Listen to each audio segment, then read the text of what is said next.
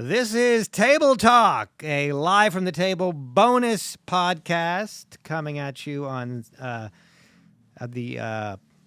guess not on Sirius. Maybe. Probably just on the Laugh Button Podcast Network. Yeah. Did you have to turn around and see where that was? No, I forgot for a quick second what podcast network we're on. But anyway, Table Talk. We've decided to call it. We might change that name. We might. Might call it Under the Table or. I like Under the Table. It's funny. But anyway, it's with me, Dan Naturman, and Periel Aschenbrand, and discussing whatever, but I guess with an emphasis on recent episodes of Live from the Table. We just did an episode with Josh Johnson where we discussed, among other things, the Chris Rock special. So the point here is that we're going to try and do some of the things and talk about some of the things that maybe get swept under the rug a little bit. Or just go more in detail about what we have discussed. Like, for example, the Chris Rock special. You know, and I made the point that my jokes tend to be shtick that in 90% of my jokes, they never happened. Mm-hmm. And not only did they never happen, they clearly never happened. It's not like, well, did it really happen? In other words, we discussed with Josh whether or not Chris was really told as a kid, spoiler alert for a special, to not fight in front of white people. Right. But he very well might have been told that. Mm-hmm. I thought it sounded reasonable to me that he was told that. Whereas my jokes, it's clear that these things never happened. Be it my cousin Sheila coming over for sex, be it my sex ed teacher, using bringing a banana to teach us how to use a condom because, quote, he can't get hard on an empty stomach.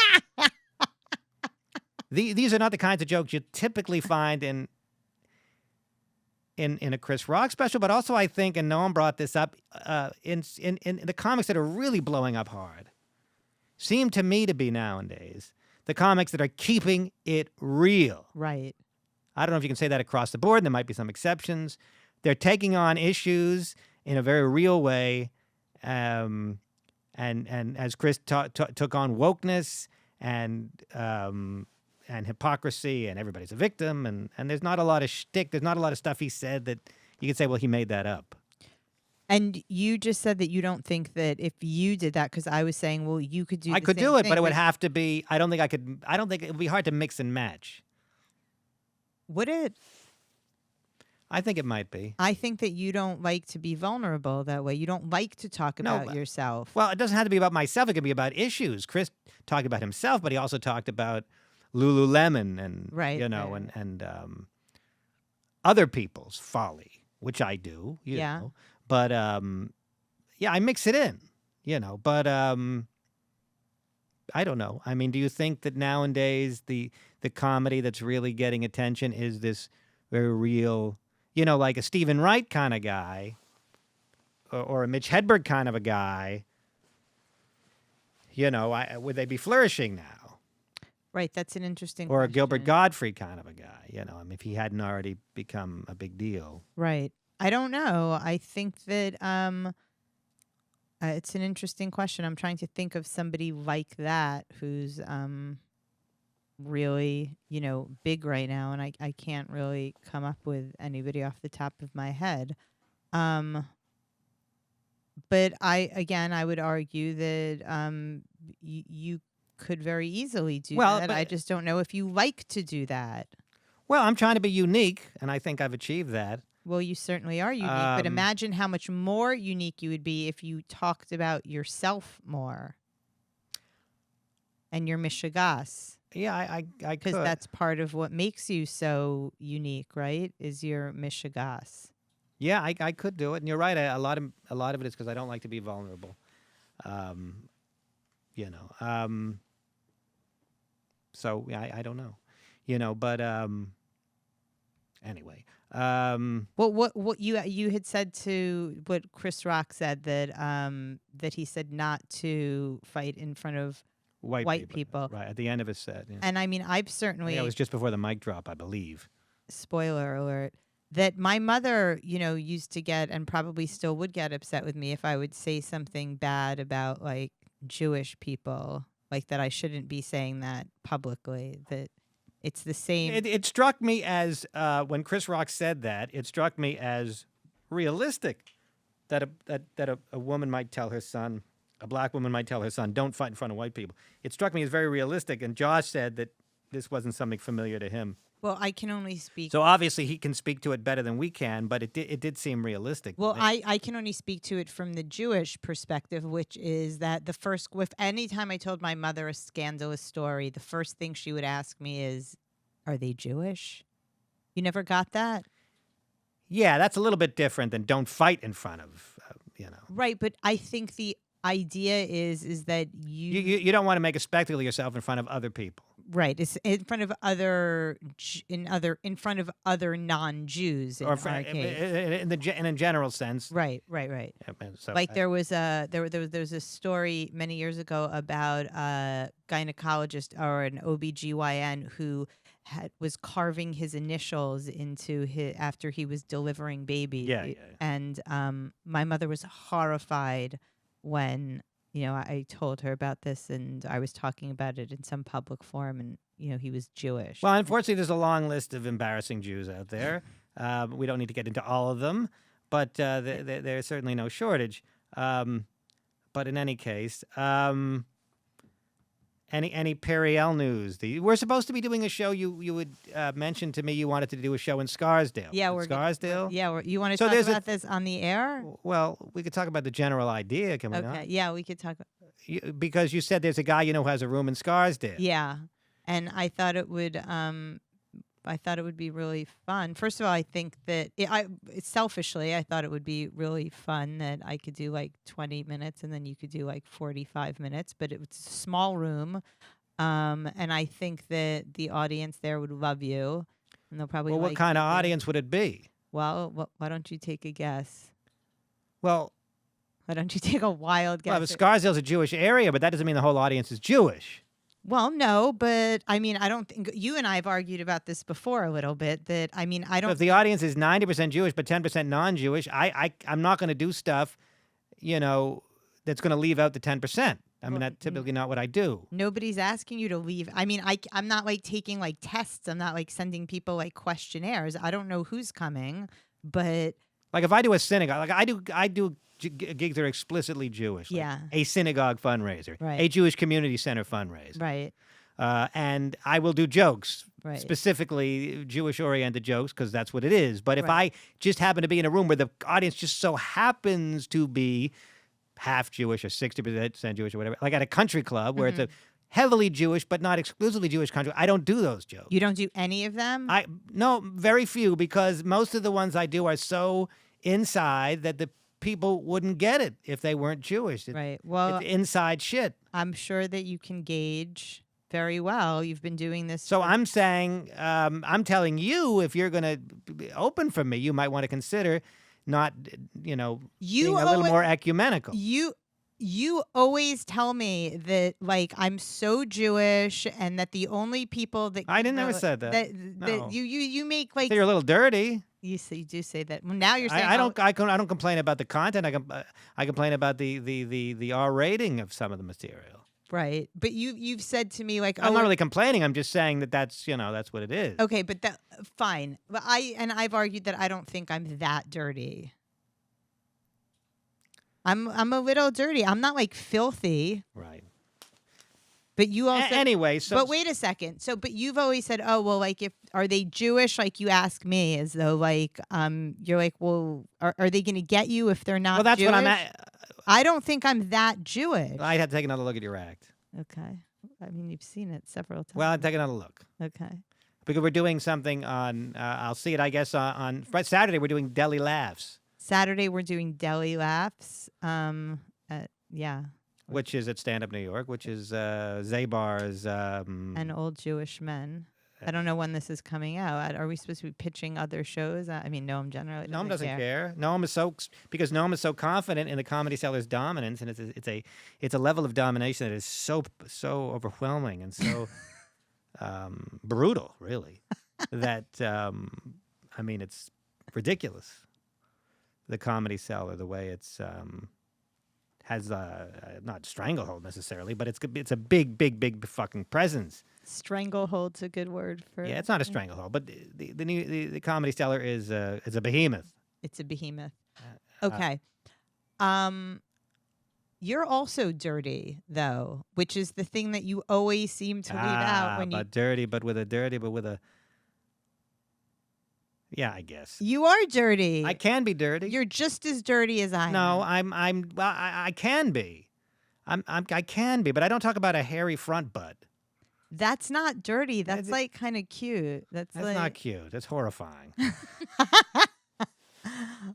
Well, okay. So I have to tell the joke then. Go ahead, tell it. Or you can tell it. I don't know the whole joke. The joke is that I have a small son, and that one of the things that you have to do when you have a child, but is bathe them, and you often wind up bathing with them. And when you have a boy, you sort of wonder, like, at what point is this no longer appropriate to bathe together? And at some point, not that long ago, my son looked up at me in the shower and said, "Mommy, why do you have a hairy front butt?" And I said, "I guess the time is now." Well, maybe what he was asking is, "Mommy, why don't you wax and shave like everybody else? Like all the porno I'm watching." I don't think that. I mean, that's like really like pretty tame. All compared to like your jokes about your teacher's cock. Well, maybe I'm just a little bit more squeamish when it's a woman. That's where. That's that right. Could be. That's where I was leading you there. But it's true. You don't like it when women are dirty. Well, I don't necessarily mind that. I don't. For some reason, hairy front butt just struck me in a way that I don't like. I don't know why. But it is. You do. Maybe I just don't like that phraseology. Or maybe I. I mean, do you prefer a clean, sort of clean, very, very sort of waxed? Well, nowadays that's what it is. I mean, only because I'm used to it at this point. It didn't bother me in the 80s when nobody gave any thought to manicuring their area. So in the 80s, I was perfectly fine with it. It was the era of the front butt in the 80s. The hairy front butt. There was a lot of hair, and I didn't mind it. Mm. Now I wouldn't. Now when I look at it, I'm like, that's not nice. But because I've been conditioned, right? So I do wonder sometimes what else I've been conditioned to not like. Like, could I get conditioned to not minding women that don't shave under their arms or their legs? I don't know. You could. I mean, it's brainwashing. I mean, why is there any reason why women need to remove all of their pubic hair, but men can walk around like, wild National Geographic animals? Yeah, well, I don't know. I mean, there may be some natural desire for women to be less hairy, to be more feminine because men are hairy. Whoa. But that's a made up, distinction that. No, men are hairier. But no, it's that. So the less hairy a woman is, the less like a man she is. Right, but that's not a real thing. It is a real thing that men are hairier than women. No, women can be plenty hairy. Women don't have chest hair the way men do. Some men even have back hair. Yeah, that's true, but it's not that. And men have facial hair. Well, some women have facial hair too. Well, generally they don't. And no, because we remove it. And if they do, it's not Zach Galifianakis in The Hangover. Right, but it's not a natural distinction that it's more feminine to have. Well, less but I'm hair. saying if men are hairier, as we agree that they are, perhaps that's how this notion evolved that we like women to be as unhairy as possible. I'm guessing. Why did it come about? And I think in many, many cultures, I don't think it's exclusive to the West. But maybe it is. Yeah. Who came up with it and why? And when? And we can research that. That'll I guess that's be something episode that has to be, 2. Well, maybe we have to research that. I don't know how much energy we want to devote to that topic. Well, what topics would you like to devote? I'm just saying that topic is I don't know how, Nicole, what do you think? Well, is that an interesting topic? Yeah, but also maybe something else since this is your first episode. By the way, Nicole's a lot more vocal when Noam's not here. I'm less frightened. But okay, good. Since it's your first episode, maybe discussing your origin story or any other big firsts in your life, kind of sticking with the theme of this is episode 1.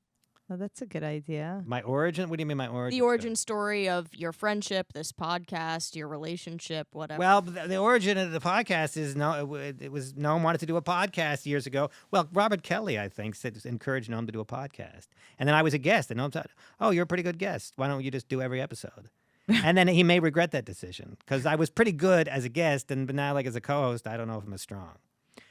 But in any case, and then he brought Periel in years later because he said, I know this woman Periel, and maybe she'll help us book guests. And I don't know how you know Noam. Well, I met Noam because I used to write a column for Tablet Magazine called The Chosen Ones, in which I was interviewing sort of famous and high-profile New Yorkers. And I was writing a weekly But column. they were the chosen ones, I guess they were Jewish New York. Well, Tablet is a Jewish cultural magazine. All right. You seem disappointed by that notion. No, but I just wanted to be clear. That's what Yes. chosen would be. Yes, the chosen ones. And usually I would just interview people and then I would never see them again. But Noam at the same time had a big piece coming out in the New Yorker about, ironically, the comics table. Mm-hmm. And I say ironically because that's where we wound up. We used to tape this at the comics table. Maybe you want to say what that is. Okay, yeah, that's a good idea. The comics we're recording right now upstairs in the studio is where we record. We used to record downstairs at the Olive Tree Cafe. What is the Olive Tree Cafe? Most of you know it's the restaurant above the Comedy Cellar, Right. where the comedians hang out and people come to eat. I'm tired of the food. I've been eating it for over 20 years, and I think I'm done. I may just get a pizza tonight, but I digress. There is a table reserved for comedians in the corner of the Olive Tree Cafe. That is the comics table, and that is where we used to do the podcast, which is why it is called Live from the Table. And the idea was, you'll get an insider's view of what comedians talk about at the table. But it turned out to be quite different than that. And even in the beginning, before my time, was it different than that? Well, it started off kind of that, and then it evolved more toward Noam read an article in Slate and wanted to talk to the guy that wrote the article and go into punishing detail about about topics that I went to law school, by the way, and I don't know what the hell he's talking about. And Noam's very well informed, and Noam could probably do I think Noam doesn't give himself enough credit for a lot of things. I think he's just as smart as Ben Shapiro. I'm not even. I mean, yeah, I don't even know how smart I guess Ben Shapiro's a smart guy. Okay, but I don't think Noam's any less so. He's despicable. But anyway, okay. I don't love him. I mean, some of the stuff he says, fine. He's like obsessed with trans. Ben Shapiro is. He's obsessed with trans. Like, what one might ask oneself why he's obsessed. Yeah, I don't. Well, that's an interesting question. Yeah. But he is obsessed with trans. Yeah. Right. Well, I'd be interested to see. And he's obsessed with these are, and we talk a lot about that too on this show, trans issues, because maybe we're kind of obsessed with it. It is damn interesting, but we're obsessed with it in a different way. Ben is mean. Yeah, he's nasty. It's disgusting. But anyway, we are lovers of the trans community, but we're also trying to understand. We have an open mind about it. But, like, for example, is it possible that that there's a cultural contagion going on, which is leading more women to become trans? We're not going to rule it out on this show, and we will explore it. Maybe it's true, and maybe it isn't. On this show, we're going to do that? No, not on this particular. I'm saying on Live from the Table. Oh, right. Okay. But you're getting off topic here. Okay. So then you met Noam and you started doing the podcast. Well, I met Noam because Noam's father owned the club. I knew Noam at that time. And were you always friendly? Friendly, yeah, friendly. And then I don't know when precisely we became friends, whether it was through the podcast or slightly prior. But we're both, of a similar age and of a similar demographic, so I guess it made some sense that we'd be friendly or friends. So I interviewed Noam, and at the same time, there was this big piece in the New Yorker that came out, and he did not like how that piece was written, and they had misquoted him, and he was very upset, and I wound up going to bat for him, and in my column, And I wound up meeting with him several more times. You're not allowed to check your phone. I'm sorry. They said I was paid for Vegas. Okay, but who cares right now? I mean, are you going to get evicted? No, but I get obsessed with. Maybe he meant I was paid for the podcast. We do get a small stipend. Do you want to work out your finances live on the show right now? He said I was paid for the Comedy Cellar Vegas. Okay. Well, maybe you were. Maybe I was. Okay. I could swear I was not, but... Nicole, is there any haunting music, some suspenseful music we can tell as Dan checks his bank account? Yeah, I can get something. Do. Don't you think you should have checked that before you said that you weren't paid, though? All right. Yeah, I stand corrected. I was paid. Oh, boy. No, you better issue an emergency apology. Wait, hold on a second. Okay. I mean, I'm sure people are just at the fucking edge of their seats right now on this show. It's such a great way to introduce the first episode. Yeah, all right. I don't know how I missed that. It's like literal dead air. Okay. Yeah, right. My bad. Oh, God. Okay. Done. Done? Okay, great. Everyone can sleep easy tonight. Dan was, in fact, paid for his week at the Comedy Cellar in Las Vegas, yeah. Anyway, so I think that Noam took a liking to me because I kept my word to him. He was really pissed off about what the New Yorker wrote because, it's now that you know Noam so well, you know that one thing that he really does not like is when things are disingenuous, right? Mm-hmm. So there you have it, folks. Our first episode. Dan has been paid for Vegas. I mean, you are really. I'm sorry. I do get. Yeah, I do. I tend to get. If I get a text or something, What happened? See, this I get sidetracked. This is interesting. Why don't you talk about this a little bit? What happens when you get a text? I feel the need to tend to it. And I tended. Yeah. I was because Noam said, "Oh no, because I said before the show I haven't been paid yet for Vegas." And Noam said, "Well, yeah, let me ask Liz." And so anyway. So, yeah, I don't know how I fucking missed that. How did I fucking miss that? Well, I don't know. How often do you check your bank account? I checked it recently. Anyway, whatever. So I got that text saying you were paid, and so I needed to verify. And what happened? I mean, what if you're on a date or something and that happens? Well, I don't date very often. But if I did, I would come off as a weirdo. No, not a weirdo. That's not. I don't think that's accurate. I would just explain. Look, I'm a bit obsessive compulsive, and I gotta deal with this. I just say I got something important to deal with. But it's not that important. We live in a world. Well, we live. But she doesn't know that it's not that important. It's important to me, and I just tell her it's important. It's important. But we live in a world where you're expected to, maybe not in mid-podcast. No, you're not expected. You're expected a slight expectation that every now and again you'll get an important text. I'm sorry, I'll be right with you. No. Okay. I'll be right with you. Enjoy your foie gras. I'll be right with you. I just have to deal with this text. I think I don't think that's crazy nowadays. Are you taking a girl out for foie gras on the first date? I just mentioned foie gras. Just because I had to say something. Okay. I could have said beet soup. You could have said beet soup. Okay. Anyway, so I met Noam, and then I think he liked me because of that, because I kept my word. And also, I had just started to really try to get into comedy, and I told him, and I was very transparent about that. I said, I'm really making a swerve. I'm giving it all up for comedy now, which is, as we've discussed, really my great love in life.